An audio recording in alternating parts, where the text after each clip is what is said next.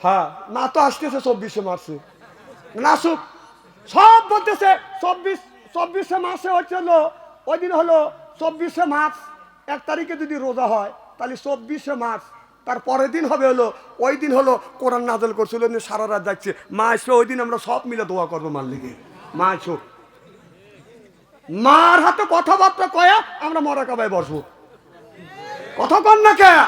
ওটা তো মাসে মরাকাবা বসা আছে 21 তারিখের থেকে আমরা 21 তারিখে মরাকাবায় বসবো না মা 24শে মার্চে আসবে মার সাথে কথাবার্তা কয়া মাকে দোয়া দরুদ পড়ে আমরা মরাকাবায় বসবো তোমার মা আসবে কও আমরাও চাই মা আসো আসো মা আসতেছে মরবের লেগে গরু বাচ্চা দিলে খোলবুসি দিলি বাচ্চা যদি মেয়া কয় দৌড় খাওয়া দাওয়া বাদ দিয়ে বাচ্চার কাছে যা খারাপ হয় আর তোর মা চলে গেছে হেই যে গেছে মা মা কয় ডাকতেছিস একটাবারও তো মা ফিরে টাকা দিছে না মা দেখেন এ পদত্যাগ করছে তার বেটার বউ তার বেটার থুয়ে পদত্যাগ করছে তার মিয়াও মন্ত্রীর পদ থেকে পদত্যাগ করছে তার বোনের মিয়াও তার স্বামী তাকে পদত্যাগ করছে এই পরিবারটা পদে থেকে জড়জড়িত সঙ্গে থামাইবার পারতেছে না আর 24শে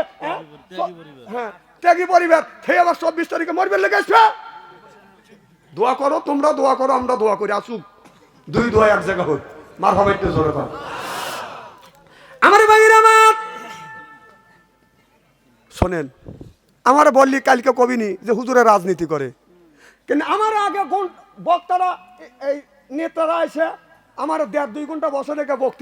রাজনীতি বক্তৃতা দেয় তখন ওটা রাজনীতি হয় না আর আমরা কোরআনের রাজনীতি করলি বক্তৃতা হয় কথা তখন বেঁধে আর নেতা তোমার ডাকে নিয়েছে যে কয় তখন রাজনীতি হয় না সে তো পুরোটাই রাজনীতি কয়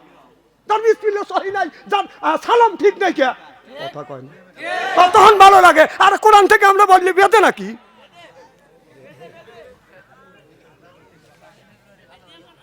মারহাবা কর আমার ভাইয়ের আমার এবার মুসা আলাইহিস সালাম ওই যে আল্লাহ বলেছিল তোমার সাথে একজন কসাই জান্নাতে যাবে মনে আছে সুবহানাল্লাহ বললেন না জোরে কোন সুবহানাল্লাহ ও বাজান মুসা আলাইহিস সালাম বাজান ওই জায়গা বাজান চলে গেলেন যাইয়া দেখে একটা কসাই বাজান আপনার গোশত কাটতেছে ভালো ভালো গোশতটা বাজান এক সাইড করতেছে মুসা আলাইহিস সালাম দৃশ্য দেখিয়া আল্লাহ নবী মুসা আলাইহিস সালাম বাজান কি করলেন এবার মুসা আলাইহিস সালাম লোকটা আগে আগে যাচ্ছে মুসা আলাইহিস সালাম বাজান পিছনে গেছে মুসা নবী এই দৃশ্য দেখিয়া পরের দিন বাজান ওই বাড়িতে যা ডেকেছে বাড়ির মধ্যে কে আসো কেউ বাজান বাড়ির থেকে জবাব দেয় না মুসা নবী ভাবলেন ওই বাড়ির মধ্যে কেউ নাই এসে দেখে কসাই এই বাড়ির মধ্যে আপনার কসাইতে বাজান গোশত কাটতেছে ভালো ভালো গোশত গুনি বাজান এক সাইড করতেছে এবার একজন ব্যক্তি এসে বলতেছে ভাই কসাই ভালো ভালো গোশত তুমি পোয়াখানি গোশত এক সাইড করছো এই গোশতটা তুমি আমাকে বাসাই গোশতটা দাও আমি তোমাকে ডবল মূল্য দেব মুসা আলাইহিস সালাম ওই কথা বাদান শুনতেছে কসাই বলে ভাইজান এই গোশত দেওয়া যাবে না এই গোশত আমি দিব না আপনি যদি 1000 টাকা দাও তারপরে আমি দিব না খুব আনন্দ পাইছে ওই যে ওরাতে টাচ মোবাইলে দেখা দিতেছে আলো ওর বাবার মা বেহেশতে দিবের লেগে টাচ মোবাইলে ঘুরতেছে বাইরে থেকে তো আলোতে দেখতেছে আমি একবার কানা বক্তা না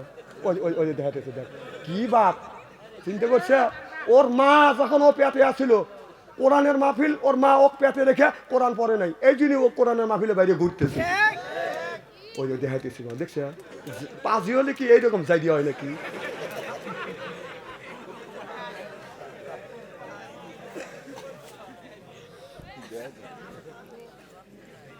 মারহাবা কর আমার ভাই খুব খারাপ লাগতেছে নাকি আর আধা ঘন্টা সময় দিবেন তো নারে তাকবীর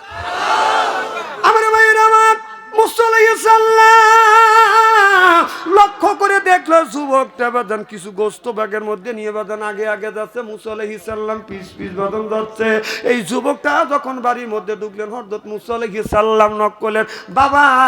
আমি একজন মুসাফির মানুষ তোমার বাড়িতে থাকতে চাই। বলে আপনি কে? বলে আমি একজন বিদেশি মেহমান, আমি মুসাফিরে মানুষ, একটা রাত আমি থাকতে চাই। বলে হুজুর আসেন, আমার বাড়িতে বেশি মানুষ নেই, আপনি থাকেন। মুসা আলাইহিস সালামের সাথে লোকটা কথা বলিয়ে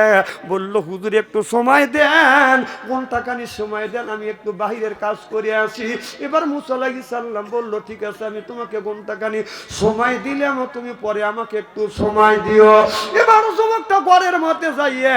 বাদান আপনার খাবার বাদান রান্না করলেন, গোস্তটা বাদান ভুনো করলেন, ভুনো করিয়া আপনার একটা বৃদ্ধ মা, ও বাদান বৃদ্ধ মাতা বাদান বসে আছে, ছেলেটা মাকে বাদান তুলিয়া উলোর উপর বাদান বসাইয়া আপনার খাবার আর গোস্ত টুকরা মার মুখে বাদান তুলে দিচ্ছে। মুসা নবী এই দৃশ্য দেখিয়ে যুবকটা যখন মুসা নবীর কাছে বাদান চলে আসছে, ওই সময় মা অমনি হাত তুলে আল্লাহর কাছে মোনাজাত করে, আল্লাহ আমার বেটা আমার জন্য এত কষ্ট করতেছে, আমার জন্য এত কষ্ট করে আমাকে আমার খেদমত করে, আমি বিছানা ভরে পেশাব করি, মা পরিষ্কার, ছেলে পরিষ্কার করে, বিছানা ভরে পায়খানা করি, ছেলে পাপ পরিষ্কার করে, আমি মা গোসল দিতে পারি না, ছেলে আমাকে নিজে গোসল দেয়, হাত দিয়ে খাবার খাইতে পারি না, আমার ছেলে আমার মুখে শিশু বাচ্চার মতো কোলে তুলে তুলে নিয়ে খাবার গুনে মা মুখে তুলে দেয়। আল্লাহ এত কাজ আমার বেটা আমি মা আমার এই রকম করে খেদমত করতেছে, আল্লাহ এই যুগের শ্রেষ্ঠ নবী মুসার সাথে তুমি আমার বেটাকে তুমি জান্নাতে দিও। এবার এই বলে দোয়া করতেছে, মুসা আলাইহিস সালাম সবকিছু শুনছে। আল্লাহ দেখে বলে, পরের দিন মুসা আলাইহিস সালাম যখন তুর পর্বতে গেছে, আল্লাহ বলল, বন্ধু মুসা রে তুমি কি দেখেছো তোমার সাথে যেই যুবকটা জান্নাতে যাবে